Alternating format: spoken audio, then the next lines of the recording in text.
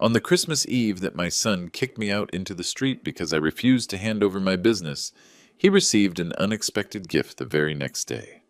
A process server knocking on his door. At that moment he went pale as a ghost, and I finally found my peace. It was December 24th when my own flesh and blood threw me out like trash. It was 11 at night. The house was fully decorated, Christmas lights blinking in the windows, the smell of roast turkey and gravy still floating in the air. And there I was, at 67 years old, being pushed outside by the man I had raised alone after his mother left us. My name is Robert, and this is the story of how my son Michael tried to steal everything I had built, and how I made him pay dearly for it. But before I tell you what happened that cursed night, promise me one thing. Stay with me until the end, because what follows will break your heart, but it will also show you that it is never, ever too late to defend yourself. If you have ever felt disrespected by those who should love you, this story is for you. And if you are enjoying it so far, subscribe to the channel William's Revenge Stories so you do not miss the next stories, because many people need to know that they are not alone in this fight. Leave a comment telling me where you are watching from. Let us go back to that evening. I had arrived at Michael's house around 7 in the evening.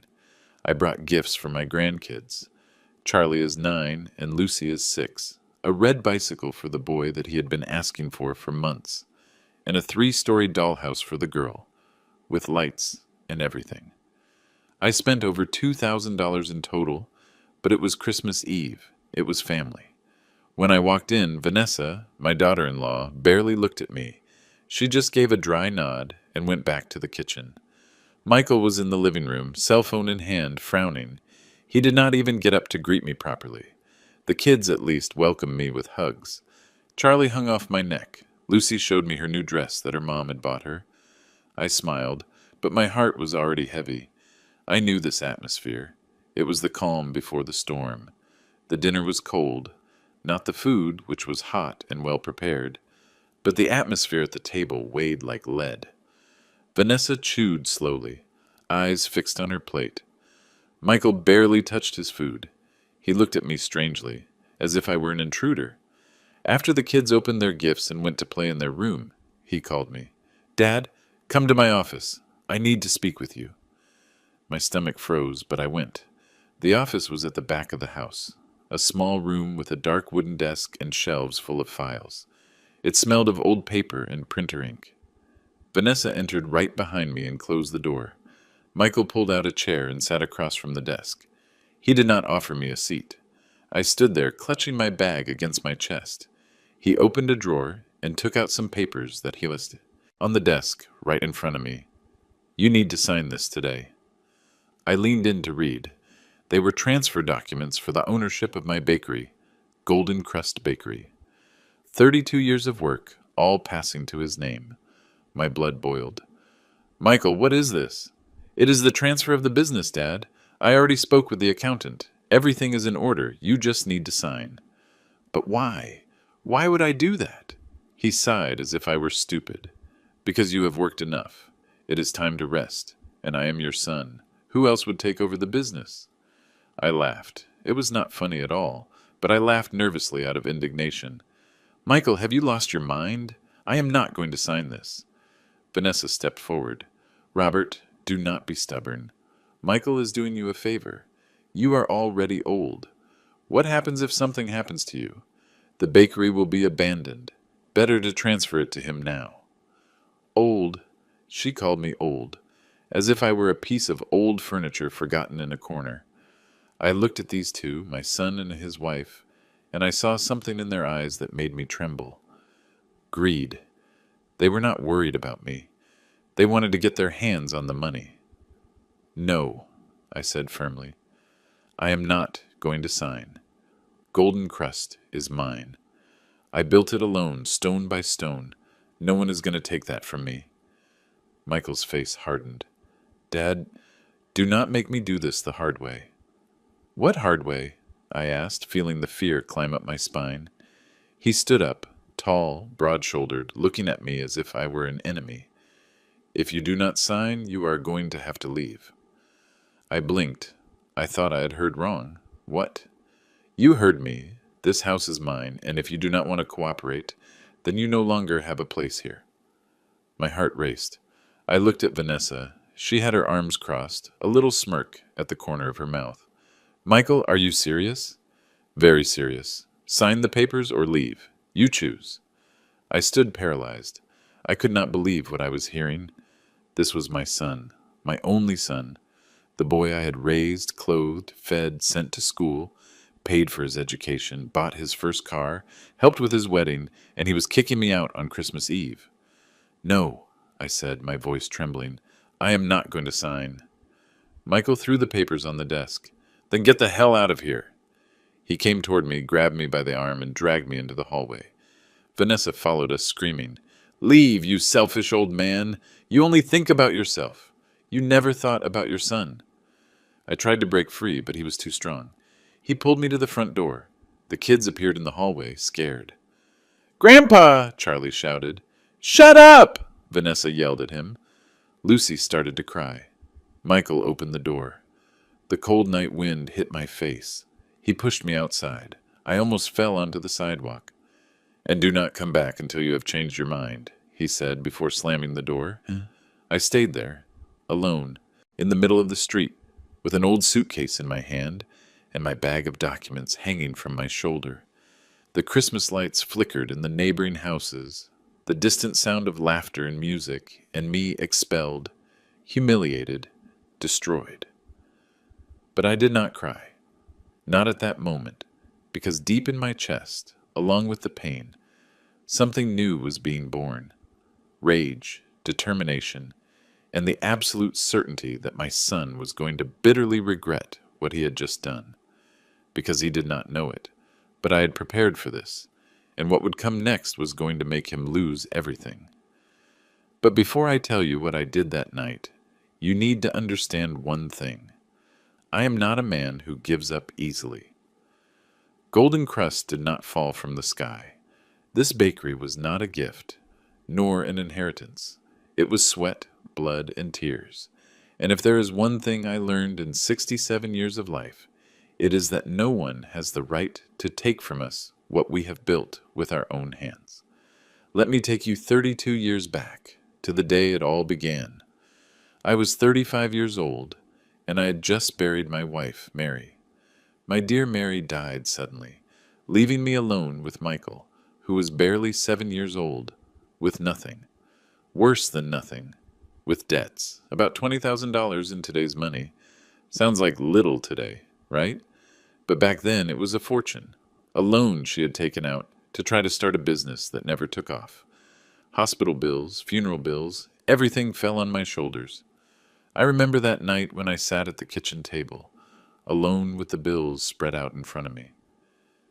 The house empty, Michael asleep in his room, and me not knowing how I was going to pay the rent the next month. I cried. I cried until I had no more tears left. But when the sun came up, I had already made a decision.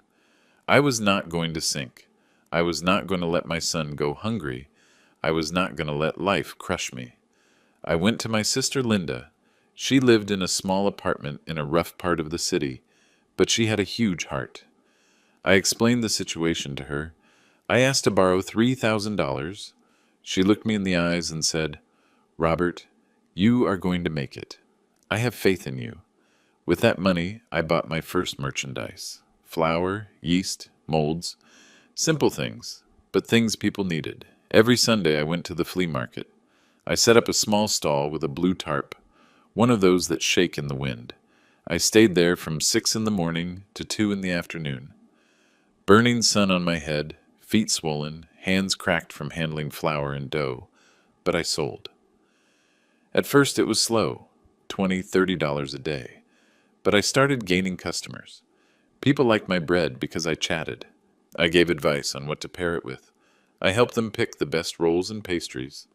I became known. And Michael, he came with me.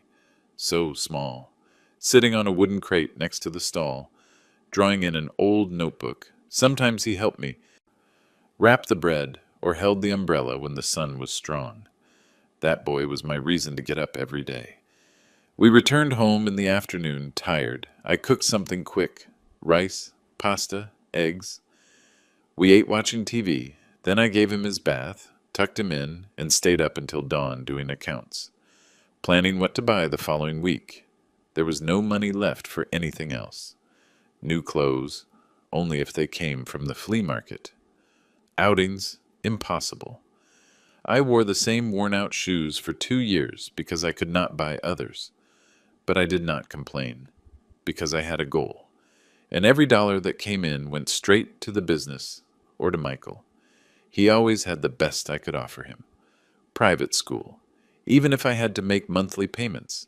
New uniform every year, full school supplies. He never had to feel shame in front of his classmates. And when he turned 15, I had saved enough to rent a commercial space. My first bakery, a small space downtown, about 400 square feet, but it was mine. Golden crust. I called it that because it was bread, and it was gold, like the future I wanted for us. I painted the walls yellow and orange, cheerful colors. I installed wooden shelves that I sanded and varnished myself.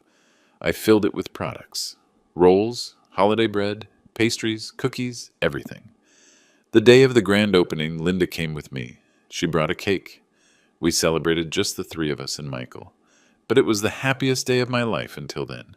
I worked from 4 in the morning to 8 at night, 7 days a week. No rest, no vacations. Christmas was the busy season. I could not rest. When Michael returned from school, he came straight to the bakery. He did his homework on the counter while I attended to customers. Sometimes he complained, "Dad, why don't we go to the movies? Why don't we travel?" And I always answered the same thing: "Son, we are building our future. One day you will understand." He grew up there, between the sacks of flour and the rolling pins. He learned to answer the phone, to wrap the breads, to keep the books. And I built an empire. Slowly, but I built it. The bakery grew. In 2005, I managed to rent the space next door and double the size. In 2010, I bought the building, $250,000 in cash. Money I had saved dollar by dollar for years. In 2015, I renovated everything: air conditioning, new shelves, modern ovens, automated management system. Golden crust became a reference in the area. Customers came from far away. We did deliveries. We signed contracts with companies. When I evaluated the assets in 2024, the bakery was worth nearly $1 million.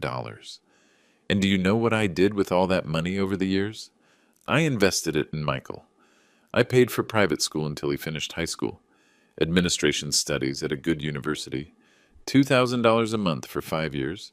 I bought him a car when he turned 18, a used sedan, but in good condition. I paid for his driver's license. I gave him money for his expenses. When he wanted to marry Vanessa, I paid for the whole wedding. Banquet, decoration, dress, everything. About $3,000 just for that. I did not ask for a cent in return. I gave the down payment for the apartment where they lived before buying the house. I helped with furniture, with bedding, with everything. Never, never did I deny my son anything. And what did I get in return? A shove outside on Christmas Eve. As I walked alone through the cold streets that night, carrying my old suitcase, I thought about all this, about every sacrifice, every choice I had made thinking of him. And do you know what hurt me the most? It was not that he had kicked me out. It was that he thought I was stupid, that I was not going to react, that I would simply accept and hand him everything on a silver platter. Because there is one thing my son forgot. Someone who builds an empire from nothing is not weak, is not stupid, is not naive. And I had learned during those 32 years, dealing with dishonest suppliers, delinquent customers, and unfair competitors, how to protect myself. So while I looked for a cheap hotel to spend that cursed night, I already knew exactly what to do. And the next morning, my son would discover that he had messed with the wrong man. But for you to truly understand how I arrived at this hell, I need to talk to you about her. Vanessa, the woman who entered my family like a little lamb and revealed herself to be a poisonous viper. It was in 2014 that Michael met her. He was 28 years old. He worked as a manager at a construction supply store. He earned reasonably well. He still lived with me, but he was already talking about leaving, having his own life. I even encouraged him. It seemed natural to me. Children grow up, they want to fly with their own wings. That is how it is. Until one Sunday, he arrived home with her. Vanessa was 23 years old. Pretty, I cannot deny it. Long brown hair, light eyes, wide smile. Thin, tall, well-dressed. She wore a floral dress that showed off her figure. Heeled sandals, manicured nails. She was very kind. She hugged me. She complimented the house, said that Michael talked a lot about me. "Robert, what a pleasure to meet you. Michael only says good things about you, you know. He says you're a warrior, an inspiration." I smiled. I even felt flattered. I thought, what a well-educated girl. I prepared food for them. Chicken stew because Michael loved it. Vanessa ate little. She said she was on a diet, but she thanked me very much. She stayed to help me wash the dishes, chatting, asking me questions about the bakery. I told her a little of the story of how I had started at the flea market, of the sacrifice, of the struggle. She listened with her eyes wide open. "What an incredible story! You are an achiever. I admire that a lot." At that moment, I believed her. After that day, she started frequenting the house. She always came with Michael. She brought little gifts. Nothing expensive, but she brought them. A cake, some fruit, chocolates. Always kind, attentive. About 3 months later, Michael called me to talk. "Dad, I'm in love with Vanessa. I want to marry her." My heart tightened. Not because I did not like her. Up until now, she had only been kind. But I knew my son. He was impulsive. He fell in love fast. And marriage is not a game. "Son, you have known each other for such a short time." "I know, Dad, but I am sure she is the woman of my life." He was determined. And I was not going to be the annoying father who hinders his son's happiness. So I gave my blessing. The engagement lasted a year. During that time, I met her family. Vanessa's mom, Monica, was a seamstress. Her dad, Peter, worked as a building night watchman. Simple, modest, hard-working people. They lived in a small house in a rough neighborhood. 3 tight rooms, tin roof. There was nothing wrong with that. I also came from modest origins. I respected those who worked honestly. But I noticed something. Vanessa was ashamed of her origins. When we went to visit her parents, she was tense. She rushed the visit. She found any pretext to leave quickly. And then in the car she complained, "Oh, Michael, my mom is so countryside. She offers that reheated coffee, those stale cookies." It bothered me, but I said nothing. I thought she was just a young girl, wanting to appear more sophisticated than she was. The wedding was set for May 2015, and that was when the first problem appeared. They had no money. Michael had about $15,000 saved. Vanessa's family could not contribute anything, and she wanted a big wedding. Elegant venue, full buffet, magazine decoration. "Michael, I have always dreamed of a beautiful wedding. I am only going to get married once in my life." I saw my son distressed. He wanted to fulfill her dream, but he did not have the means. That was when I intervened. "Son, let me help you. I will pay for the wedding." "Dad, it is not necessary." "Yes, it is. You are my only son. I want to see you happy." And I paid. It cost a fortune. A place for 200 people. Full buffet with 3 types of meat. Cocktail bar, DJ, decoration, all in white and gold that Vanessa chose. Her dress alone cost $6,000. On the wedding day, she was radiant. She looked like a princess. And Michael looked at her as if he had found a treasure. I was happy for him, truly. But deep down, very deep down, there was a moment in that celebration that left me with a chill in my stomach. It was when I was sitting at a table resting my feet that hurt from standing. Vanessa passed near me, talking to a friend. They did not see me, and I heard the friend tell her, "Vanessa, you did it. You found a man with money, with a rich dad. Now you just have to enjoy." And Vanessa laughed. That thin, sharp laugh. Yes, after so many shortages, I'm finally going to have a good life. My stomach turned, but I tried to ignore it. I thought it was a joke, some nonsense between envious friends. How foolish I was. After the wedding, they went to live in a rented apartment. I paid the deposit. I bought the basic furniture. Vanessa wanted everything new, the best. I helped where I could, and that was when she started working at the bakery. She said she wanted to help, that she had studied some administration in a technical course, that she could be useful. I accepted. I hired her as an administrative manager, paying her a salary of $3,500 a month. At first, she worked well. She organized papers, received suppliers, controlled inventories. I thought I had made a good choice, but little by little, I started noticing changes. She talked to Michael, put ideas in his head. Love, your dad is very controlling.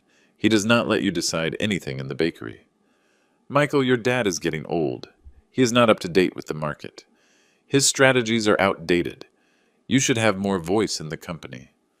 After all, you are his son. You are going to inherit everything someday. And Michael started to change. He became more distant with me, colder. He started questioning my decisions in the bakery, something he had never done. Dad, why don't you invest in digital marketing? Dad, you should modernize the sales system. Dad, you are losing customers because you don't accept credit cards. I even agreed with some things. I made changes. I hired a marketing company. I installed a terminal for cards.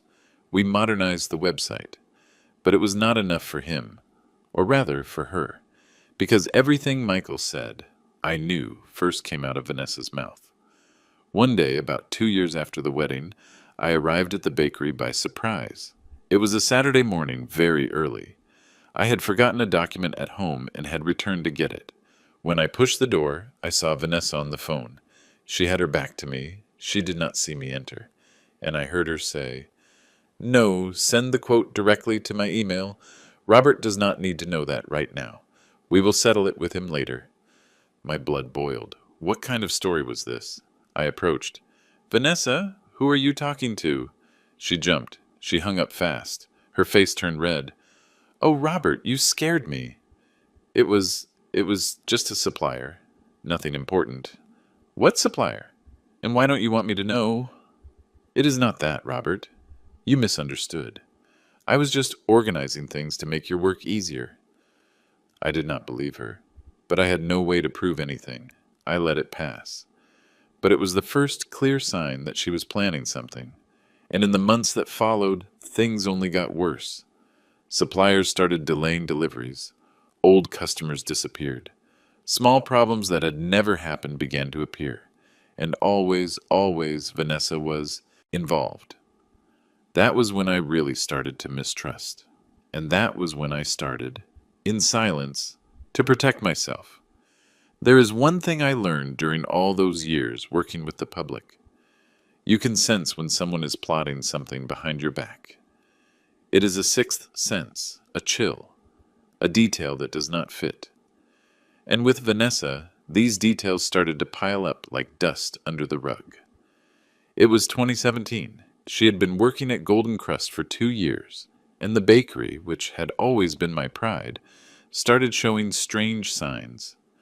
First, it was the suppliers. Valley Mills, which had served me for 15 years, suddenly started delaying deliveries. The merchandise that always arrived on Monday did not arrive until Friday. When I called to complain, Mr. Reynolds, the owner, was embarrassed. Robert, truly excuse me, we had a problem with the system. It seemed strange to me, but I let it pass until it happened again. And again, the third time I went to see them in person. Mr. Reynolds, what is happening? Our relationship has always been good. Why these failures now? He scratched his head, embarrassed. Look, Robert, it is just that we received calls from your bakery saying that you were having health problems, that sometimes you forgot orders, so we doubted. Understand? My blood froze. What do you mean health problems? Who called them to say that? It was a lady. She said she was the manager, that you were becoming forgetful, that you had gone to the doctor. I left there trembling with rage. I went straight to the bakery. I found her in the office, calm, sitting in front of the computer. "Vanessa, we need to talk. Now." She looked up, that innocent little smile on her face. "Hi, Robert. What a surprise. I thought you were at home. Why did you call Valley Mills saying I have health problems?" Her smile faltered for just a second, but I saw it. "Me, Robert? I never said that." "Yes, you said it. Mr. Reynolds told me word for word." She looked surprised, fake to the core. "Robert, I think there was a misunderstanding. I called, yes, but it was only to confirm a delivery that had been delayed. Maybe Mr. Reynolds misunderstood." "Misunderstood that you said I went to the doctor? That I am becoming forgetful?" "I did not say that, Robert, I swear. Maybe he confused it with something else I said. You know how it is. The phone sometimes cuts out. People hear wrong." She was good. Very good. She looked me straight in the eyes without blinking. Firm voice, hand on chest. But I was not born yesterday. "Vanessa, do not contact suppliers without notifying me first. Is that clear?" "Of course, Robert. Excuse me if it caused any problem." She left as if nothing had happened. But I stayed there, standing in the middle of the office with a certainty burning in my chest. That snake was trying to sabotage me. That was barely the beginning. In the following weeks, other problems appeared. Royal Stationery, another long-time supplier, called me to say they had received an email asking to cancel our monthly order. An email sent from the bakery's computer, but which I had not sent. An important client, St. Michael's College, which signed a contract with me every year for the summer festival, said they had desisted because they received a cheaper offer from another bakery. When I investigated, I discovered that someone had leaked our quote with all the details. Prices, conditions, everything. Guess who had access to the quotes? Vanessa. I started paying attention to everything. To her. To every move, every call, every email. And that was when I started to listen to the conversations she had with Michael. My son came to eat with me on Sundays, an old custom we kept, but the atmosphere had changed. He arrived tense, spoke little, looked at his cell phone all the time. One day during the meal, he put down his fork and looked at me. "Dad, we need to talk about the bakery." "What about the bakery?" "You are, how to say it, a little outdated. The market has changed. The way of selling has changed, and you insist on doing everything the old way." I took a deep breath. "Michael, Golden Crust has existed for 30 years. It has good revenue, loyal clientele. What is old-fashioned about that?" "Dad, you don't invest in social media. You don't do promotions. You don't have an online store.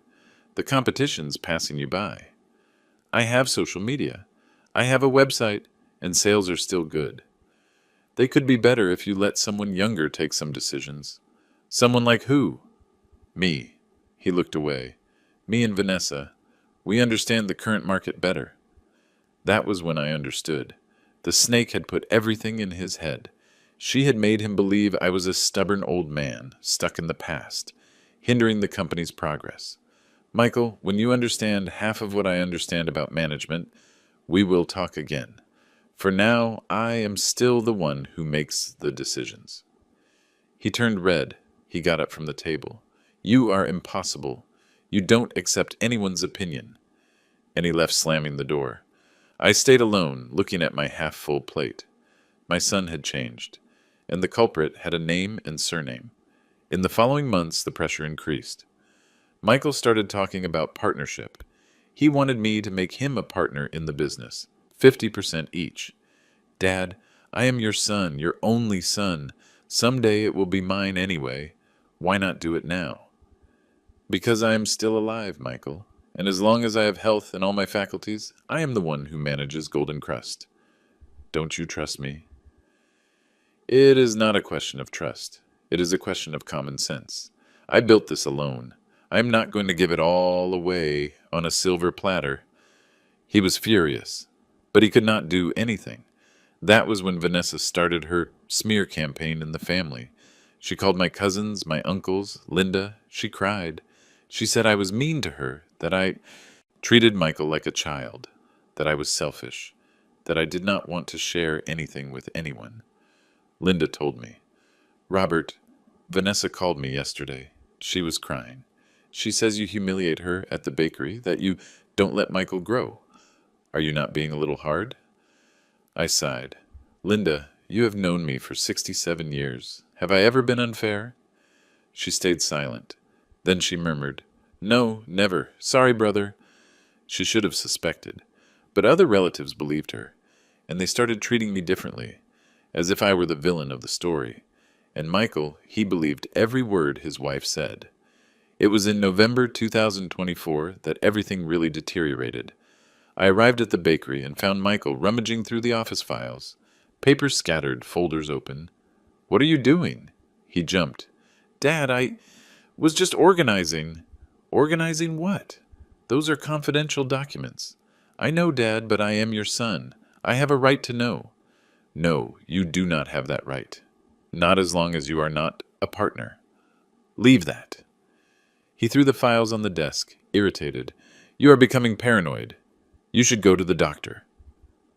That hurt. It hurts when it comes from your son, from the boy you raised, to whom you gave everything, whom you loved more than your own life, and he is treating you as if you were crazy.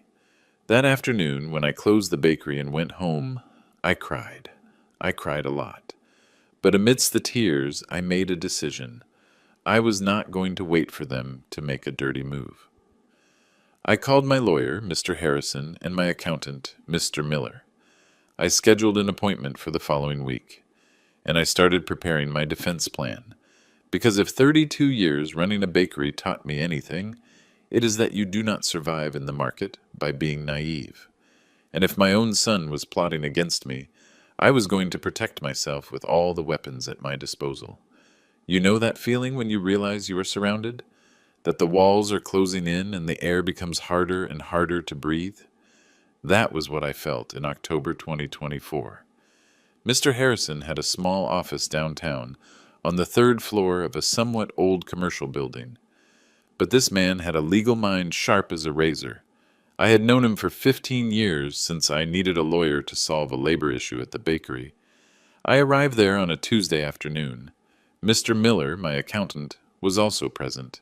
Big, bald, thick glasses, but with a sharp eye that missed nothing. I sat in the cracked leather armchair in front of his desk and let it all out. Every detail. Vanessa's calls to suppliers, the documents Michael was rummaging through in secret, the pressure to hand over the business, the insinuations that I was going senile. Mr. Harrison listened in silence, writing everything down in a small yellow notebook. When I finished, he took off his glasses and looked at me seriously. Robert, you are in danger. My stomach tied in a knot. What do you mean? They are mounting a siege. First, they discredit you. They spread that you have mental problems, that you are no longer capable of running the business. Then they will ask for a guardianship. A guardianship? Yes, a legal procedure to take away your civil capacity. They make Michael your guardian, and he takes control of everything. Your business, your accounts, your properties, everything. I felt the floor open under my feet. But there is nothing wrong with my head. I know you are lucid, in good health, but on paper, with witnesses saying the opposite, with bought medical certificates, it is very possible to manipulate the situation. Mr. Miller leaned forward. Robert, we must act fast, before they take the next step. What do you suggest, gentlemen? Harrison took a pen. First, you must protect your assets. Transfer the business to a holding company of which you are the sole partner. Remove Michael from any power of attorney or document he has access to. Second, document everything. Record conversations. Save printouts of emails. Everything. Third, prepare an eviction procedure for the house where he lives. But the house is already mine. Yes, it is in your name since the purchase. Michael lives there, but he is not the owner. If you wish, you can recover the property. I breathed deep. Do what is necessary. I trust you. In the following weeks, we worked in total silence. No one should know. Not Linda, who had a loose tongue. Not the bakery employees. Mr. Miller created a family holding company, Golden Crest Holdings, and transferred all the company's assets, the commercial premises, the inventories, the accounts, everything to this new legal entity. I was the only partner. Neither Michael nor Vanessa had the slightest participation. Mr. Harrison prepared the revocation of power of attorney documents. Michael had an old power of attorney that I had given him years before, thinking it would be useful. We revoked everything, and I started documenting with a small recorder, one of those discreet ones that fit in the palm of your hand. Every time Michael or Vanessa came to talk to me, I recorded. I started taking screenshots of suspicious emails. I saved everything in a hidden folder on the computer. I made backups on a USB drive that I hid in an old cookie tin in the pantry of my house, and that was how I obtained the proof I needed. It was a Saturday afternoon, late October. I had closed the bakery earlier. I told the employees I was going to attend to some bank matters, but I returned in secret. I entered through the back door, very quiet. I heard voices in the office. Michael and Vanessa. I hid in the hallway, recorder on. Love, he is not going to give you the business willingly. Vanessa's voice was cold, calculating. We have to force things. But how? Michael sounded unsure. Guardianship. My cousin is a lawyer. He says it is possible. We find 2, 3 witnesses who say your dad is going senile. We get a psychiatric certificate. Done and dusted. You become his guardian. But he is not senile, Vanessa. He is fine. Michael, wake up. Your dad is going to die someday. And are you going to wait to inherit when we could have everything now? Silence. Then her voice lower. I don't know, love. It feels wrong. What feels wrong? That he is selfish like this? You worked in that bakery all your life. You deserve your share. I haven't worked in the bakery all my life. He is the one who worked. It doesn't matter. You are an only child. It is yours by right. And he denies it to you. He humiliates you. Don't you see it? Another silence. Longer. Okay, let's do it. My heart broke at that precise moment. My son, my only son, accepting to betray me, to take everything from me. I left there trembling. I went straight to Mr. Harrison's office. I played him the recording. He listened to it all. Then he looked at me, his face grave. Robert, now we have ammunition. This is evidence of bad faith, of attempted misappropriation.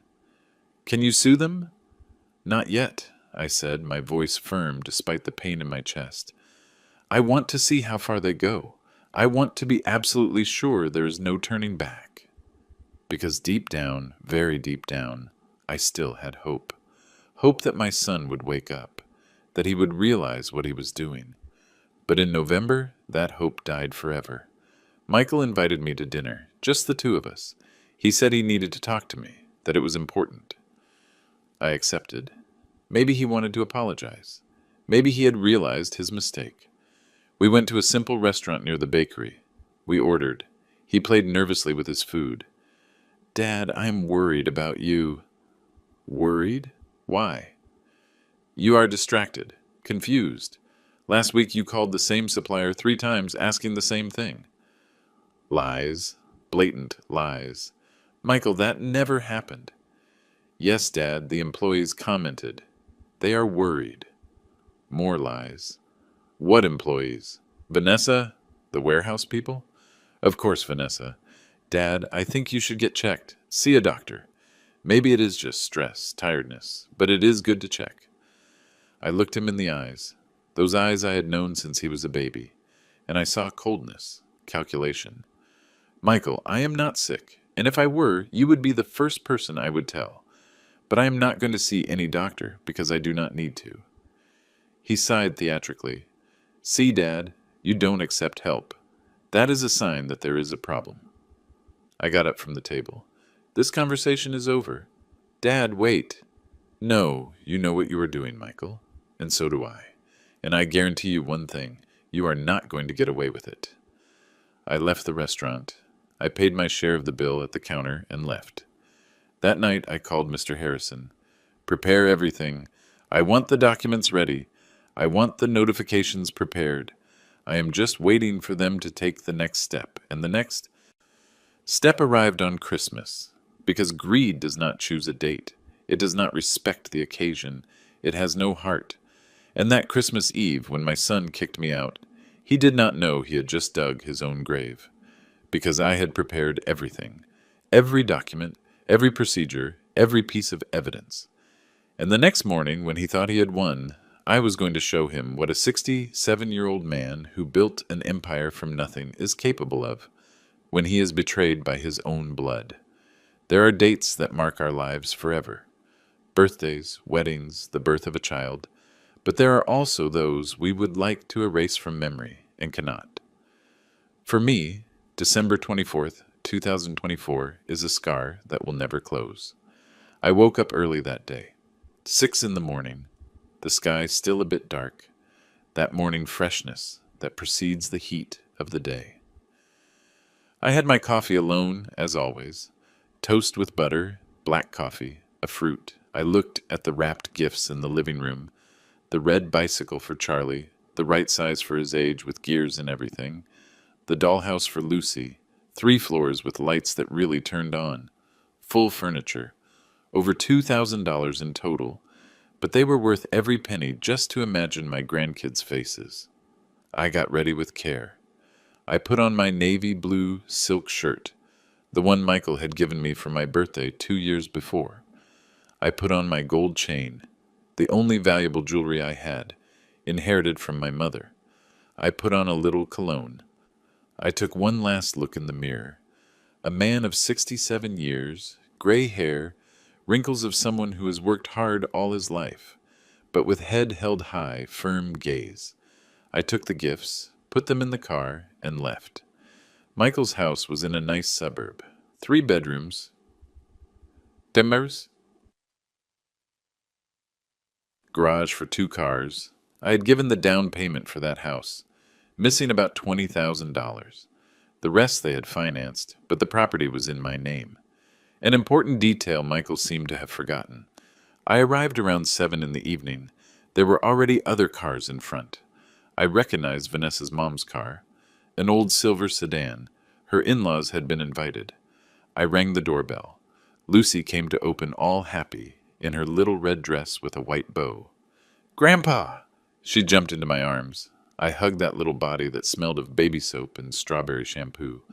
My heart squeezed. Charlie appeared right behind, in shorts and a Yankees t-shirt. "Grandpa, did you bring gifts?" "Yes, my love. But you can only open them after dinner." "Oh, man." He pouted, but accepted. I entered the house. The living room was decorated. Christmas tree in the corner, full of gold and red ornaments. Lights blinking in the window. Table set with white tablecloth. Red napkins. Floral arrangement in the center. Vanessa was in the kitchen. When she saw me, she gave a half smile. "Hi, Robert. Sit down. We are about to serve." I greeted Monica and Peter. Good, simple people. They hugged me, treated me with affection. Michael was on the terrace looking at his cell phone. He looked up when I entered. He gave a nod. He didn't even come to hug me. He didn't even greet me properly. I felt the heavy atmosphere immediately, but I breathed deep. It was Christmas Eve, family party. Everything was going to be fine. Dinner was served at 8 at night. Turkey, stuffing, apple salad, mashed potatoes. Everything was nice, well made. Vanessa had made an effort, but the table was silent. Only the kids chatted. They told things about school, about their friends. We adults ate slowly, exchanging glances. Monica tried to start a conversation. "And the bakery, Robert? How are the end-of-year sales going?" "Good, thank God. December is always a busy month. Many parties, corporate receptions, graduations." "That's good. You work so hard. You deserve the success." She smiled. Vanessa cut a piece of turkey with force. The knife scraped the plate, making that sharp noise. "Yes, he works so hard he doesn't have time for anything else." I looked at her. "What?" "Nothing, Robert. Just a comment." But the tone was acidic, poisonous. We finished eating. The kids ran to the living room, impatient for the gifts. I helped clear the table. I took the plates to the kitchen. That was when Michael appeared behind me. "Dad, come to the office. I need to speak with you." My stomach turned, but I went. The office was small. Dark wood desk, swivel chair, shelves with files and books. It smelled of paper and printer ink. Vanessa entered behind me. She closed the door. Michael pulled a chair and sat across from the desk. He did not offer me a seat. I remained standing. Clutching my bag against my chest, he opened a drawer. He took out a green folder. He placed it on the desk, open. They were documents. White sheets full of legal text. At the top, in large letters, Commercial Property Transfer Deed. My blood boiled. What is this? It is the transfer of Golden Crust to my name. Everything is ready. Only your signature is missing. He pushed a pen in my direction. I took the papers. I read fast. Total transfer. No clauses. No conditions. I gave up everything. He became the absolute owner. Michael, are you crazy? No, Dad. I am sensible. You have worked enough. It is time to rest. And I am your son. Who else would take over the business? But why like this? Why now, on Christmas? Vanessa stepped forward. Because it has to be now, Robert. You are getting old. You are becoming forgetful. You are no longer capable of managing anything. And Michael is your son, your only heir. It makes sense to transfer now, while you are still alive, to see him manage the business. I looked at her. This woman I had welcomed, given a job, treated like my daughter, and I only saw greed. Pure evil. I am not going to sign, I said firmly. Dad, do not be stubborn. It is not stubbornness, Michael. It is common sense. This business is mine. I built it with my own hands. 32 years of work. Do you think I'm going to give it away just like that because you ask me? It is not given away. It is by right. I am your son. And that gives you the right to take what is mine? He stood up, tall, corpulent, looking down at me. Dad, do not make me do this the hard way. What hard way? Guardianship.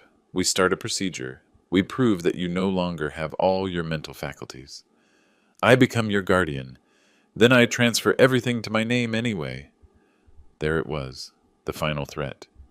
You wouldn't do that. Yes, I would. Vanessa crossed her arms. And he will if you keep being selfish. Selfish? She called me selfish. Me, who had given everything to my son, who had sacrificed myself, who had worked until my bones ached, and they were treating me as selfish because I didn't want to give away my life's work on a silver platter. No, I said, my voice trembling with rage. I am not going to sign, and I am not going to let you rob me. Michael's face hardened. Then get out of here. I blinked. What? You heard me. This house is mine. And if you do not want to cooperate, you no longer have a place here. Grab your things and leave. My heart raced. I looked at Vanessa. She had her arms crossed, a little smirk at the corner of her mouth. Michael, are you serious? Very serious. Sign the papers or leave. You choose. I stood paralyzed. I could not believe what I was hearing. This was my son, my only son, the boy I had raised, clothed, fed, sent to school, paid for his education, bought his first car, helped with his wedding, and he was kicking me out on Christmas Eve. No, I said, my voice trembling, I am not going to sign. Michael threw the papers on the desk. Then get the hell out of here. He came toward me. He grabbed me by the arm. He dragged me into the hallway. Vanessa followed us, screaming, Leave, you selfish old man! You only think of yourself. You never thought of your son. I tried to break free, but he was too strong. He pulled me to the front door. The kids appeared in the hallway, scared. Grandpa! Shouted Charlie. Shut up! Yelled Vanessa. Lucy started to cry. Michael opened the door. The cold night wind hit my face. He pushed me outside. I almost fell onto the sidewalk. And do not come back until you have changed your mind, he said before slamming it shut. I stayed there alone in the middle of the street, with an old suitcase in my hand and my bag of documents hanging from my shoulder. The Christmas lights flickered in the neighboring houses, the distant sound of laughter and music, and me expelled, humiliated, destroyed. But I did not cry, not at that moment, because deep in my chest, with the pain, something new was being born. Rage, determination, and the absolute certainty that my son was going to bitterly regret what he had just done. Have you ever spent a Christmas Eve alone in a cheap hotel, listening to the sound of fireworks outside, while you feel your heart breaking into pieces? I walked down the street aimlessly for about 20 minutes, the lights of the houses flickering, families gathered, children playing, and me dragging my old suitcase along the sidewalk, feeling the weight of 67 years on my shoulders. I stopped at a corner. I took out my cell phone. I thought about calling Linda, but it was Christmas. She was with her family. I was not going to ruin my sister's night with my problems. I opened the search app. I wrote, "Hotel near me, available now." Several options appeared. I chose the cheapest one, Colonial Motel, $100 a night, 3-star rating. The photos showed a small, simple room, single bed, small bathroom. I ordered an Uber. 10 minutes later, I was at the hotel door. It was a low building, 2 floors, facade painted a faded yellow, a small sign with burnt-out bulbs, a tiny reception, scratched wooden counter. It smelled of humidity and disinfectant. The young man at the reception was about 20 years old, sleepy look, wrinkled t-shirt. It must have seemed strange to him to see an older man alone asking for a room on Christmas Eve. "Good evening. Do you need a room?" He looked at me surprised. "Just for you? How many nights?" I breathed deep. "One for now," he typed on his old computer, sound of keys resonating in the silence. "That will be $100 plus tax." "Cash?" "Yes." I took the bills out of my wallet, hands trembling. He gave me the key. "Number 27, second floor." I went up. Each step weighed a ton.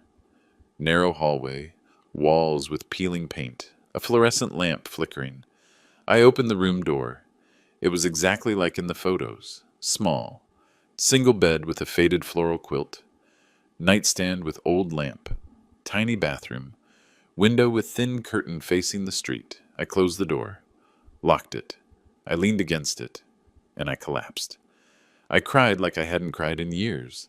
Sobs coming from deep within the soul. Hot tears rolling down my face, washing away my cologne. I sat on the edge of the bed. That hard, strange bed, which was not mine. In a room that smelled of mothballs and loneliness.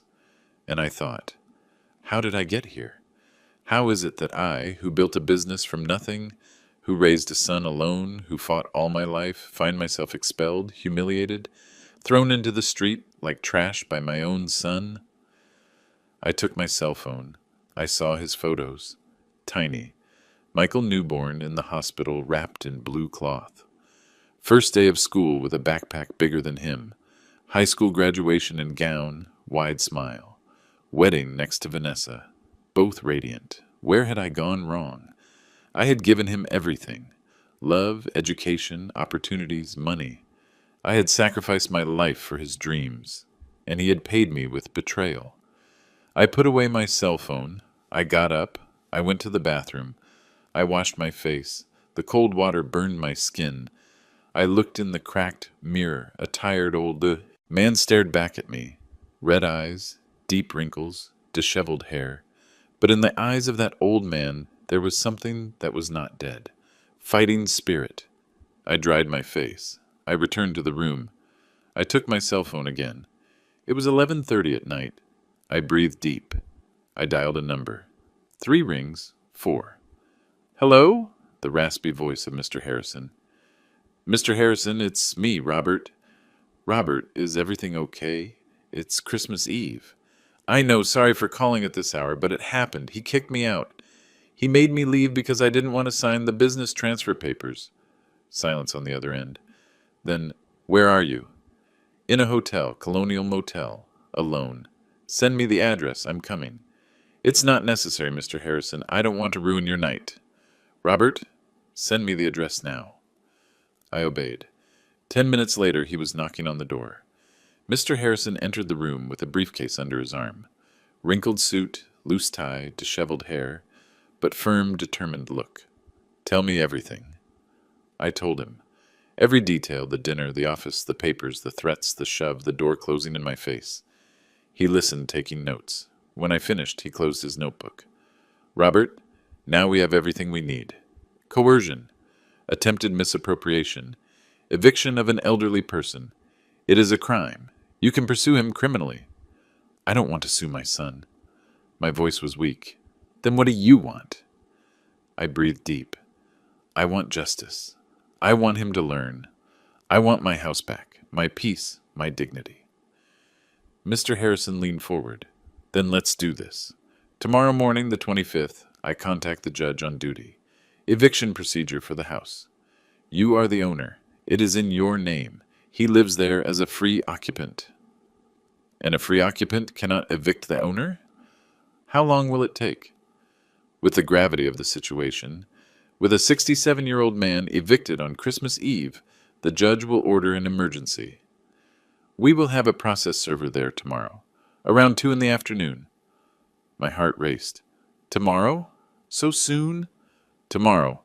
Justice can be slow for many things, but violence against seniors is a priority, and what they did falls into that category. He opened his briefcase. He took out other documents. Here is also the notification about the revocation of powers of attorney and a precautionary measure blocking any movement on his part in the company accounts. He won't be able to withdraw a cent without your authorization. I looked at those papers. My salvation, my revenge, my protection. Do everything, Mr. Harrison, everything. He smiled, a tired but firm smile. Everything is going to be fine, Robert. You were smart. You protected yourself in advance. Now we are just executing the plan. He left shortly after midnight. He left me alone in that room. But I no longer felt so lost. I lay in bed. The mattress was hard. The sheets rough. Outside I heard fireworks. Midnight. Christmas. I took my cell phone. I went to the family group chat. There were messages. Merry Christmas to all. May God bless our family. Cousins sending photos of dinners. Hugs, smiles. No message from Michael, but there was one from Vanessa. Merry Christmas. Robert, may the new year bring you wisdom. Wisdom? That snake had the nerve to talk about wisdom. I did not reply. I just turned off my cell phone. I closed my eyes, and for the first time in several hours, I could breathe deep, because I knew one thing they didn't know.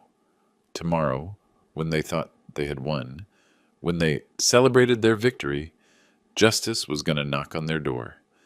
Then my son would discover what it means to mess with a man who has spent his whole life fighting, a man who does not give up, a man who even on his knees still knows how to get up. There are things in life you never forget. The first kiss, the birth of a child, the day you get something you dreamed of all your life. For me, December 25th, 2024 entered this list, but not for the reasons you might imagine. I woke up at 6 in the morning. The sun hadn't fully risen yet. The hotel was silent. No one moved in the hallways. The whole city was still sleeping after the Christmas celebration, but I couldn't stay still. I showered, dressed, brushed my teeth, looking at myself in the mirror of that tiny bathroom, and I saw in my eyes a determination I hadn't seen in a long time. 7:30 in the morning. Mr. Harrison called me. Robert, I already obtained the judge's order. Eviction granted in emergency. The process server, Mr. Ruiz, will be at the house at 2 in the afternoon. My heart raced. 2 in the afternoon? Today? Today. The judge considered the gravity of the situation. An elderly person evicted from his own property. On Christmas Eve. He didn't hesitate. And Michael will have to leave? He will have 48 hours to vacate the property. But the notification arrives today. What else? With the eviction will also arrive the notification about the blocking of company accounts and the revocation of powers of attorney. I sat on the edge of the bed, everything at once. It is the domino effect, Robert.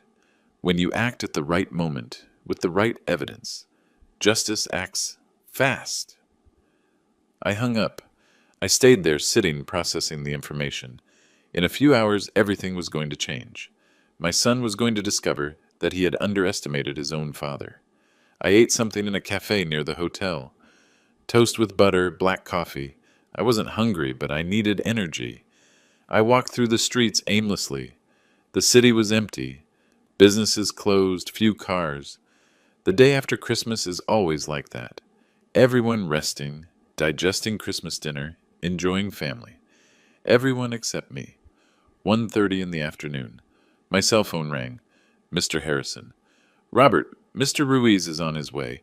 He arrives at the house in 15 minutes. Do you want to go too? I thought about it. I wanted to say yes. I wanted to see my son's face when he received those papers, but something inside me told me no. No, Mr. Harrison, I don't need to be there. Let justice do its job. Are you sure? I am sure. Call me when it's done. I will. I sat on a park bench, alone watching the trees, the blue sky, the white clouds, and waited. 2:15 in the afternoon. The phone rang again. But it wasn't Mr. Harrison. It was Michael. My hand trembled. I answered, Hello? Dad? What did you do? He was screaming, voice desperate, hysterical. I breathed deep. I protected myself, Michael, that's all. A process server just arrived saying I have to vacate the house, that the house is yours. The house has always been mine. You knew that. But I live here. My children live here. And I was your father, and you kicked me to the street yesterday. Silence on the other end, only as heavy breathing. Then Vanessa's voice in the background. Call the lawyer. Call now. And Michael again. Dad, you can't do this. It's Christmas. There are children. You shouldn't have done what you did yesterday either, but you did. Dad, please. Michael, you have 48 hours to vacate the property. Read the notification. Everything is explained there. Dad, wait. Don't hang up. But I hung up. My hands were trembling. My heart beat irregularly, but I did not regret it. 2 minutes later, another call. Vanessa, I answered. Robert, you are crazy. You can't do this to us. Yes, I can, and I just did. There are children here. Are you going to kick your grandkids onto the street? You kicked their grandfather yesterday. Why couldn't I? She was left without an answer. Then, we will go to court. We are going to annul this. Try it. But you won't succeed, because the house is mine. It always has been. And you live there by my grace, a grace that ended when you took me out. You miserable old man. We should have committed you when we had the chance. And she hung up. I put away my cell phone. I stared at the horizon. 3 in the afternoon. Mr. Harrison called. Robert, everything is done. Mr. Ruiz delivered the 3 notifications. Eviction, blocking of company accounts, revocation of powers of attorney. The young man went white when he read. The lady became hysterical. They said they would consult a lawyer. Let them do it. Yes, but it won't do them any good. The documentation is impeccable. You are the legitimate owner. They have no right to the property or the business. And how long before they must leave? 48 hours, until the 27th. If they don't leave voluntarily, we will request an eviction order with police force.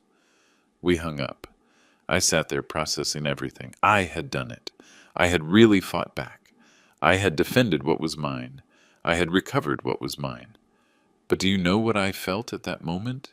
It was not joy. It was not satisfaction. It was emptiness. Because although my son had betrayed me, although he had hurt me, he was still my son. And a father does not celebrate when he has to fight against his own blood. I returned to the hotel. I spent the rest of the day lying in bed looking at the ceiling. The phone rang several times. Michael, Vanessa, even Linda, who somehow had found out. I didn't answer anyone. I just wanted silence. At night, I ordered food by app. A simple burger. I ate without appetite, just not to get sick. And I thought, what now? I had recovered my house, protected my business, taught my son a lesson, but what would come next? Would he learn? Or would he hate me forever? And the grandkids? How would my relationship be with them? These questions didn't let me sleep, but one thing I knew for sure.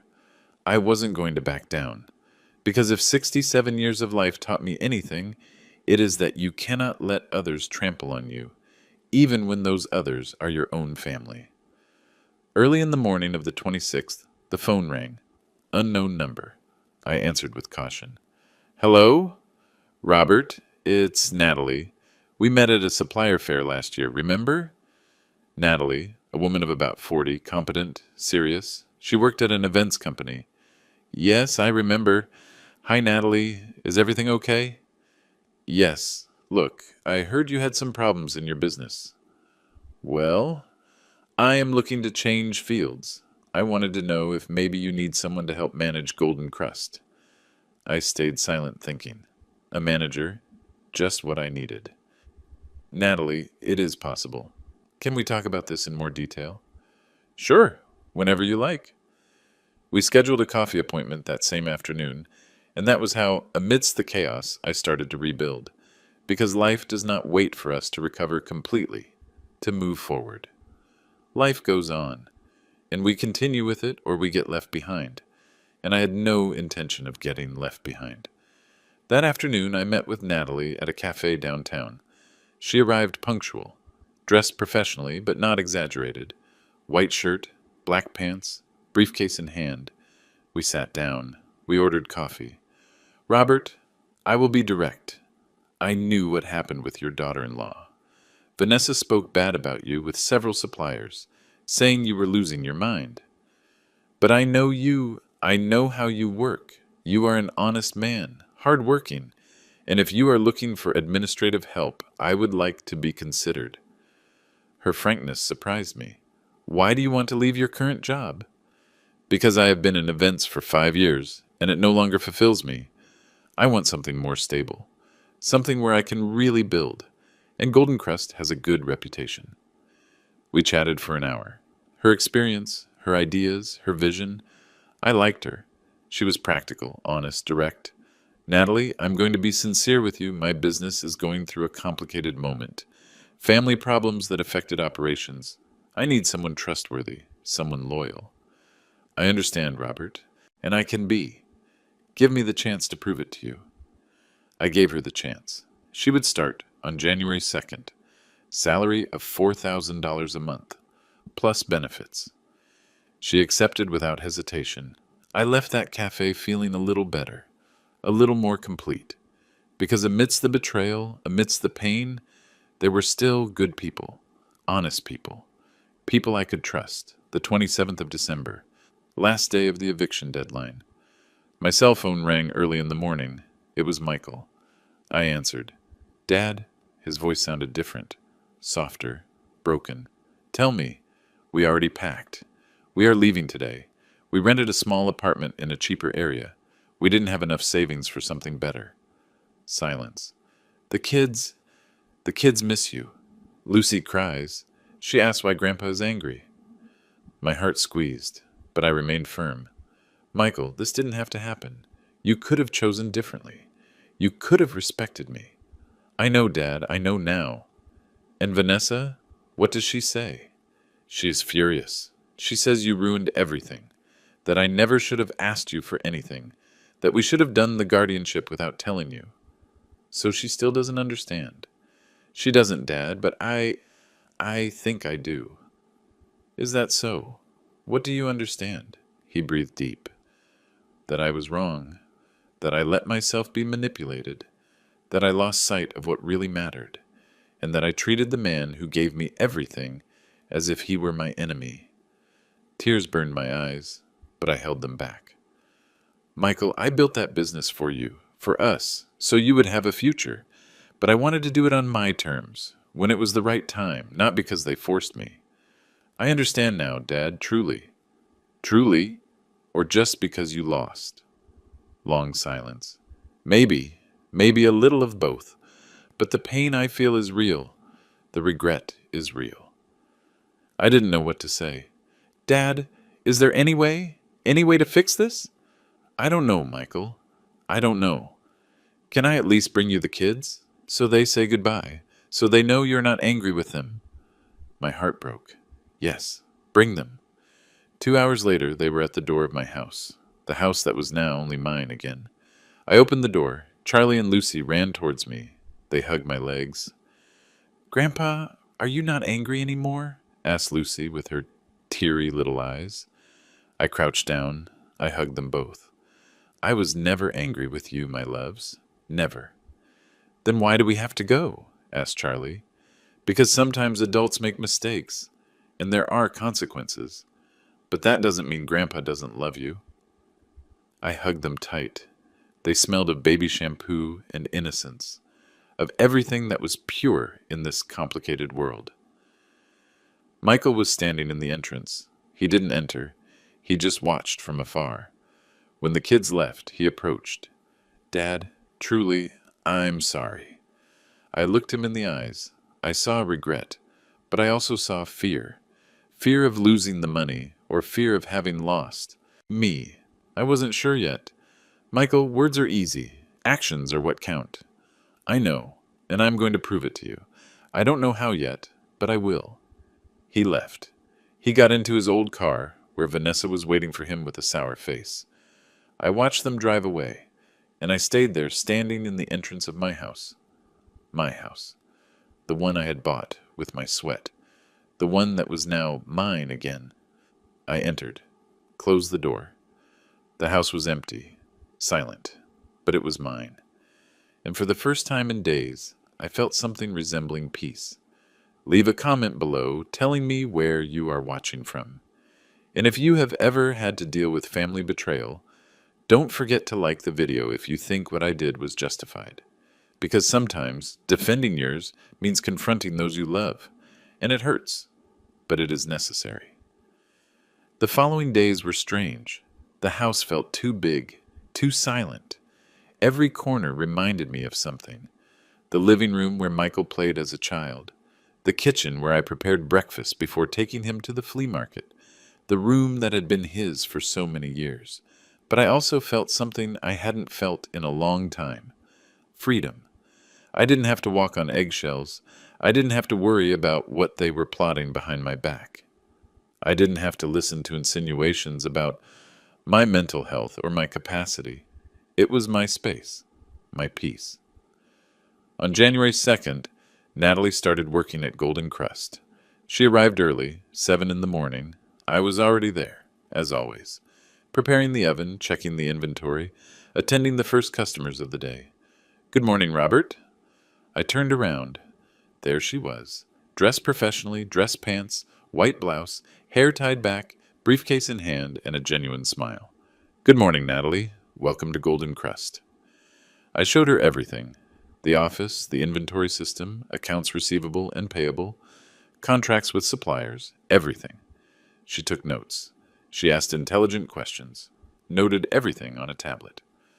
Robert, I see you have several suppliers who haven't delivered on time in the last months. Can I contact them to verify what happened? Yes, but do it carefully. Some were contacted before by my daughter-in-law, saying things that weren't true, she nodded. I understand. I will be clear with them. I will tell them there is new management and that we want to resume commercial relations on good terms. And she did. In a week, Natalie had contacted all the problematic suppliers. She explained the situation without going into personal details. She just said there had been a misunderstanding, that Robert was perfectly fine, and that Golden Crust remained a solid and reliable business. The suppliers responded well. Valley Mills resumed punctual deliveries. Royal Stationery re-established the contract. Even St. Michael's College called, asking if we could still provide for their summer festival. Of course, said. We will be delighted. Sales started to improve. Customers who had left returned.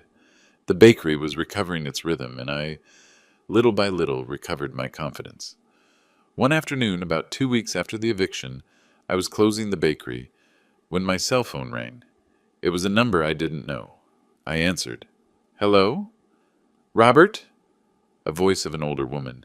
It's Monica, Vanessa's mom. My stomach tied in a knot. Monica, how are you? Good, thank you. Look, Robert, I am calling you because I need to talk to you. Could we see each other?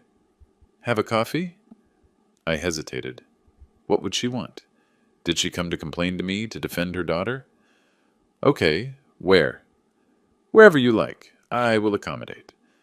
We agreed to meet the next day at a cafe near my house. I arrived punctual. She was already there, sitting at a table in the back, with a steaming cup of coffee in front of her. She dressed simply, long skirt, floral blouse, knitted sweater. She looked tired. I sat in front of her. Monica, Robert, thank you for coming. We ordered coffee. There was an awkward silence. Then she spoke. Robert, I come to apologize. I blinked. Apologize? Yes, for my daughter. For what she did to you. For what they said. She lowered her gaze. I raised Vanessa the best I could. My husband and I didn't have much, but we gave her values. We taught her to work, to be honest. But at some point we lost her. Her voice broke. She always wanted more. She always wanted to be someone she wasn't. She was ashamed of us, of our humble little house, of our work. And when she met Michael, when she saw that you had money, that you had a business, I saw that shine in her eyes, and it scared me. She wiped a tear with a napkin. I warned her. I told her, daughter, money is not everything. Robert is a good man. Respect him. But she didn't listen to me. And now look, living in a small apartment, Michael working as a delivery driver because no one else wants to hire him. The kid's sad. I didn't know that, I said quietly. Yes, Michael got a job at a courier company. He earns a misery. Vanessa is looking for work, but no one hires her. And the kids ask for you every day. My heart squeezed. Robert, I don't come to ask you to forgive them. I don't come to ask you to give them the business. I just come to tell you that I'm sorry, that as a mother I failed, and that if I could change what happened, I would. I looked her in the eyes. I saw sincerity. I saw pain. I saw genuine regret. Monica, you are not to blame. Everyone makes their decisions. Vanessa's an adult. Michael's an adult. They chose. I know, but it still hurts. I nodded. Yes, it hurts a lot. We finished our coffee in silence. When she left, I stayed there sitting thinking. Michael was working as a delivery driver. The kids were sad. And I had my business, my house, my dignity. Had I won, or had we all lost? That night. I couldn't sleep. I tossed and turned in bed thinking about my grandkids, about Charlie and Lucy, about their faces when they hugged me that day, about their voices asking why they had to leave. They were not to blame. They were innocent. The next morning, I called Mr. Harrison. Mr. Harrison, I need to establish an educational trust. For whom? For my grandkids, Charlie and Lucy. I want to make sure they have enough for their education. No, university, whatever they need. But neither Michael nor Vanessa can touch that money. Just for the kids? Excellent idea, Robert. How much do you want to put in? $100,000 to start. I will prepare it. A week later it was signed. An untouchable educational trust. For my grandkids. For their future. Because they didn't deserve to pay for their parents' mistakes. Weeks passed. January turned into February. The bakery was doing well. Natalie proved to be an excellent administrator. Honest, hard-working, loyal. One afternoon I was reviewing the books when she entered the office. Robert, there is someone outside who wants to see you. Who? Michael. My heart stopped. What does he want? I don't know. He just asked if he could speak with you. He says it is important. I breathed deep. Tell him to come in. Michael entered. He looked different. Thinner. Simple clothes, jeans and t-shirt. Without the expensive watch he always wore. Without the air of superiority. He looked humble. Hi, Dad. Michael, can we talk? Speak. He sat down. Natalie left and closed the door. Dad, I come to tell you something. Vanessa and I are separating. I didn't expect that. What? Yes, it doesn't work anymore. She keeps blaming me for everything. She says I should have done the guardianship without telling you, that I should have forged your signature, that I am a coward. He lowered his gaze, and I realized she was right, not for the reasons she says, but because I was a coward. Coward for letting myself be manipulated. Coward for betraying you. Coward for not defending my own father. Her voice broke. Dad, I know I don't deserve your forgiveness. I know what I did is unforgivable. I kicked you out of your own house on Christmas Eve. I treated you like trash. I wanted to steal what you built with your sweat. Tears rolled down his face. But I need you to know something. I am sorry. Truly. Not because I lost, not because I am broke, but because I lost something much more valuable. I lost your respect. I lost your trust. And maybe I lost you. I looked at him, my son, my only blood, crying in front of me, and I felt something I hadn't felt in months. Compassion. Michael. Yes, Dad. Do you really feel it? Or are you only here because things went wrong for you? I feel it truly, Dad. I have had a lot of time to think. Working 12 hours a day as a delivery driver, earning minimum wage, watching my children ask for their grandfather, realize what really matters. And what matters? Family, honesty, respect, the things you taught me and that I forgot. Silence. Dad, I don't come to ask for the business. I don't come to ask for money. I just come to ask for a chance to prove to you that I changed. How? Let me work here, at the bottom, baker's helper, whatever. Don't pay me if you don't want to. Just let me be close to you again. Let me learn again, like when I was a child. I remained silent, processing his words. Was it real, or was it another manipulation? Michael, if I give you this chance and you betray me again, it's over. Forever. Do you understand? Yes, Dad, I understand. You will arrive at 4 in the morning. You will help prepare the bread. You will do what Natalie tells you. You will collect a normal salary. Like any employee. No privileges, no exceptions. Whatever you say, Dad. And Vanessa does not step foot in this bakery. Never again. We are already divorcing. She is going back to live with her parents. I nodded. Okay, start on Monday. He got up. He came towards me, and he hugged me for the first time in months. I hugged my son, and I cried. I cried for everything we had lost, for all the pain, for all the betrayal. But I also cried of hope, that maybe, just maybe, we could rebuild what had been broken. On Monday, Michael arrived at 4 in the morning, punctual. Natalie was there, supervising. Michael, you will start cleaning the trays. Then you will help with the kneading. Robert will teach you. Yes, ma'am. I saw him work, hands in the dough, sweat on his forehead. No complaints. Like when he was a child and came with me to the flea market. Weeks passed. Michael worked hard. He didn't complain. He didn't ask for anything. He just worked. On weekends, he brought the kids. Charlie and Lucy ran through the bakery. They helped wrap breads. They ate the freshly baked pastries. And I, little by little, felt my family rebuilding. It wasn't like before. It would never be like before. The trust had been broken, and it would take years to rebuild, but at least we were together again. At least we were trying. One afternoon, after closing, Michael approached. Dad, can I tell you something? Sure. Thank you. Why? For giving me another chance, for not giving up on me, for teaching me, even if it's late, what it really means to be a man. I put my hand on his shoulder. Michael, you were always my son, and you always will be. You made mistakes, big mistakes, but we all deserve a second chance. Do you really forgive me, Dad? I thought about it. Forgiveness is not something given from one day to the next. It is something built with actions, with time, with proofs that you really changed.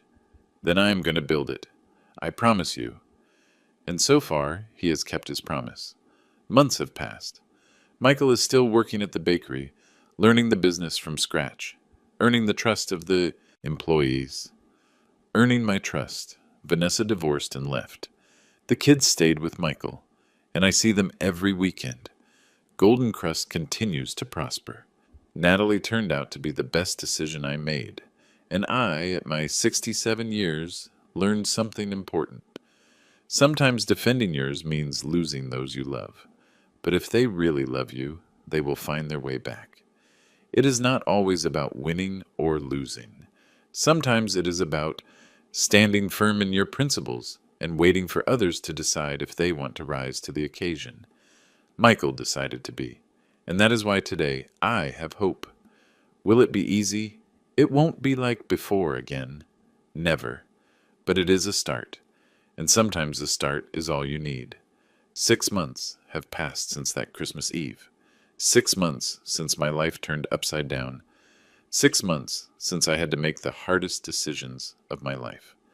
And today, sitting in the office of Golden Crust, watching through the window how Michael teaches Charlie to knead bread, I realize something. I do not regret anything. It was painful. Yes, it was devastating. Of course. Would I do it again? Without hesitation. Because there is something I have learned in these 67 years of life. Something I want to share with all of you watching me. From your homes, from your jobs, from wherever you are, never, never allow anyone to take what you built with your own hands. Not even your family. Especially your family.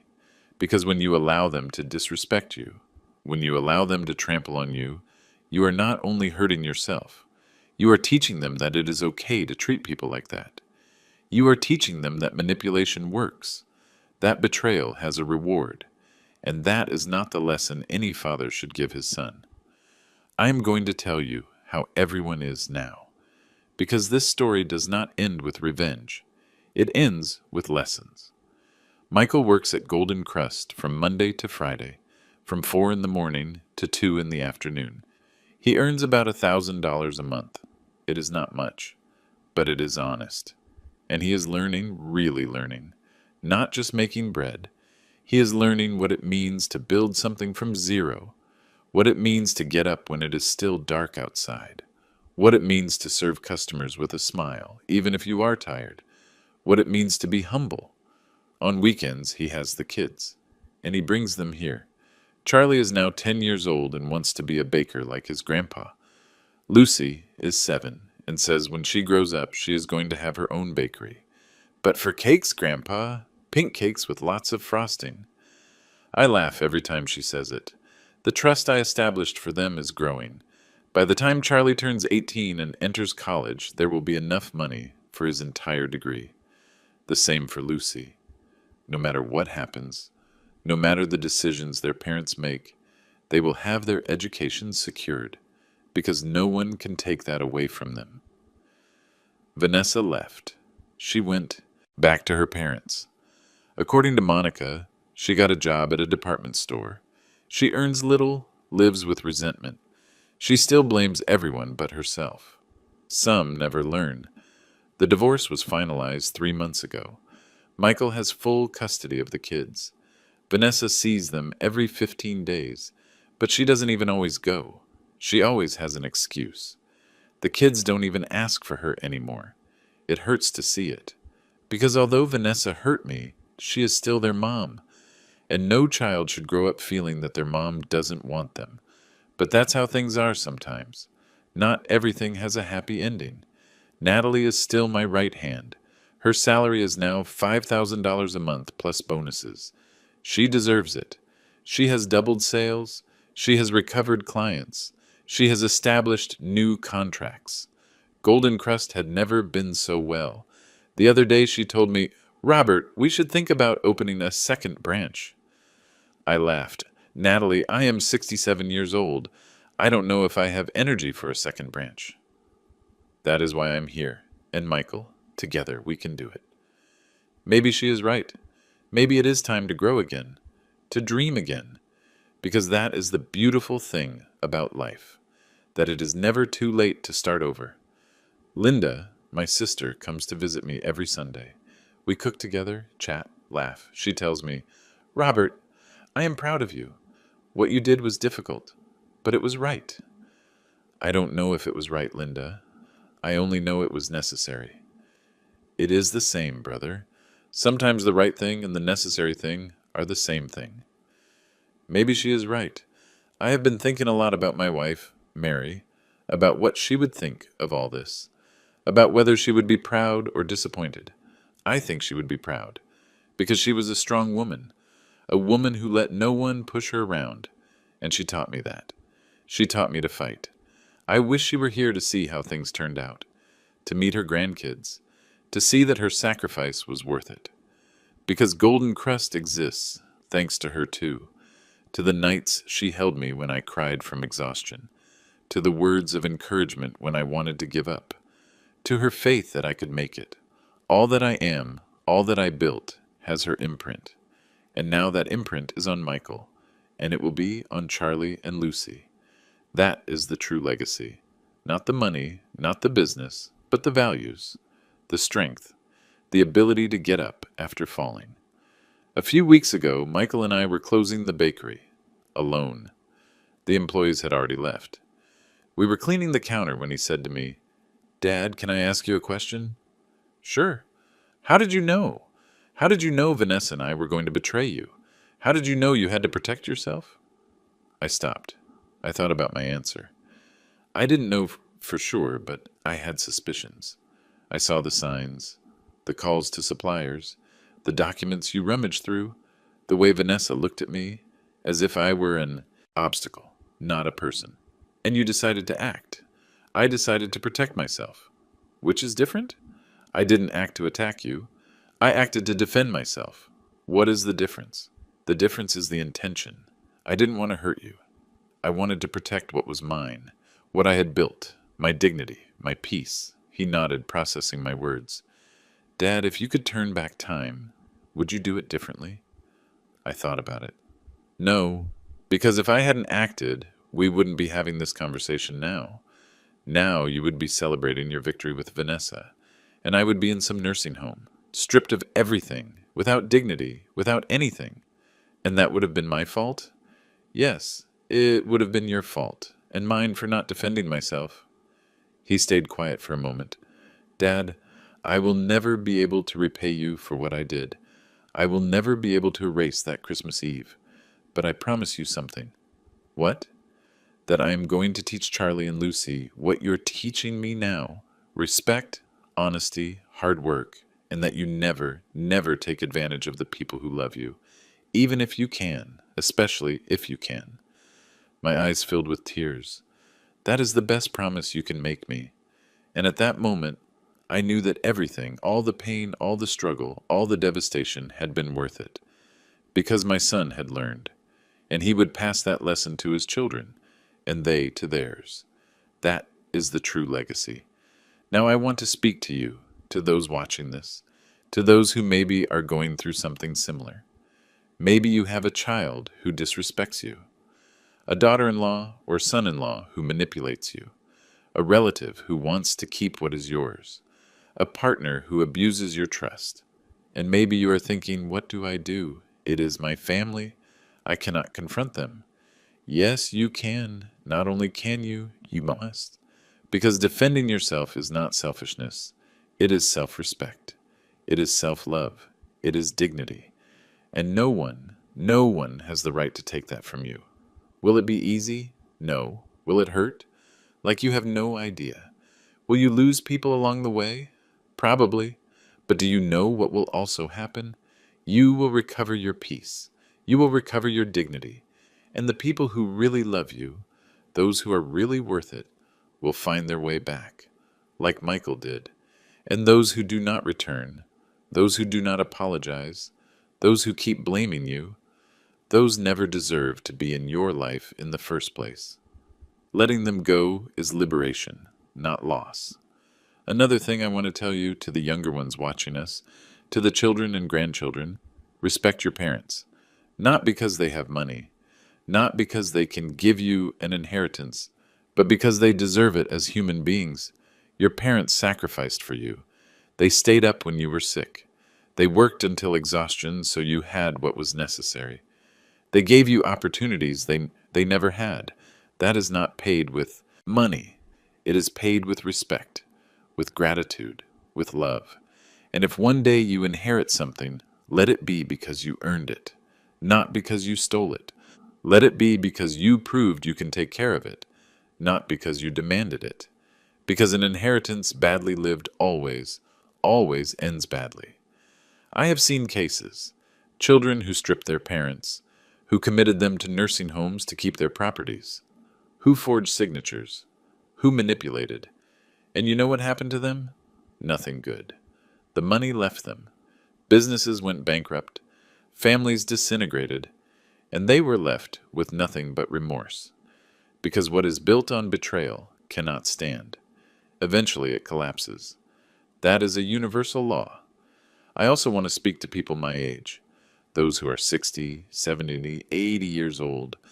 Those who maybe think it is already too late to defend themselves. That they no longer have the energy to fight. Yes, you do. Age does not take away your dignity. It does not take away the right to be respected. It does not make you less valuable. And if someone, even your own family, is treating you badly, you have every right to defend yourself. It doesn't matter if you are 70. It doesn't matter if you are tired. It doesn't matter if they tell you you are being dramatic or exaggerated. Your mental peace is worth more than anything. Your dignity is worth more than maintaining a false family harmony. Because there is no real harmony where there is lack of respect. Seek legal help. Protect your assets. Document everything. Do not be afraid to act, like I did. And if someone tells you that you are selfish for not giving away your patrimony, for not letting yourself be trampled, let them go to hell. Sorry for the expression, but it is the truth. Selfish is the one who wants to take what is yours, not the one who defends it. Today, 6 months after that Christmas Eve, I wake up every day with peace, with purpose, with hope. Golden Crust is still mine. My house is still mine. My dignity remains intact. And my relationship with Michael, although not perfect, is healing. Slowly, painfully, but healing. Because he decided to change. He decided to be better. He decided to earn my forgiveness instead of demanding it. And that makes all the difference. I don't know what the future holds for us. Maybe someday Michael will be my partner. Maybe someday I will inherit the business to him. Maybe not. But if it happens, it will be because he earned it. Because he proved he can be trustworthy. Because he proved he respects what I built. Not because he forced me. Not because he manipulated me. But because he deserved it. And that is the only right way to pass a legacy. To all who have accompanied us in this story until the end, thank you. Thank you for listening. Thank you for understanding. Thank you for not judging. If this story served you, if it taught you something, if it gave you courage to defend yours, then it was all worth it. Subscribe to the channel, William's Revenge Stories. Share this story with someone who needs to hear it, with that father who is being manipulated, with that grandfather who is being stripped, with that mother who is being disrespected, because we all deserve to live with dignity. We all deserve to be respected, and we all have the right and the duty to defend ourselves. It doesn't matter who is on the other side. It doesn't matter if it is family. It doesn't matter if it hurts. What is right, and what is wrong, and defending yours is never, ever wrong. Leave a comment telling me what you learned from this story. Tell me if you ever had to make a similar decision. Tell me where you are watching from. Because you are not alone in this. There are thousands, millions of people going through the same thing. And together we are stronger. Like this video, if you think what I did was justified, if you believe parents deserve respect, if you believe it is never too late to defend yourself. And remember, family is important, but respect is fundamental. And where there is no respect, there cannot be true family. Just an illusion, just a lie. Just a chain that binds us to suffering. And you do not deserve to suffer. You deserve peace. You deserve dignity. You deserve real love. Not conditioned love, not manipulative love, but real love. And if you have to fight to get it, fight because you are worth it. Because your peace is worth it. Because your life is worth it. I did it. At 67 years old. With everything against me. With my own son against me. And I survived. More than survived, I triumphed. And you can too. Never forget, as long as you have life, you have opportunity. As long as you have dignity, you have value. And as long as you have the truth on your side, you have power. Use it. Not for revenge, but for justice, for protection, for peace. That is my story. That is my message. That is my lesson. And I hope with all my heart that it serves you. Because if an old man of 67 could do it, you can too. Stay firm, stay strong, and never, never allow anyone to take what is yours. Because you built it, and you have the right to protect it. Until the next story, and may God bless you, Robert.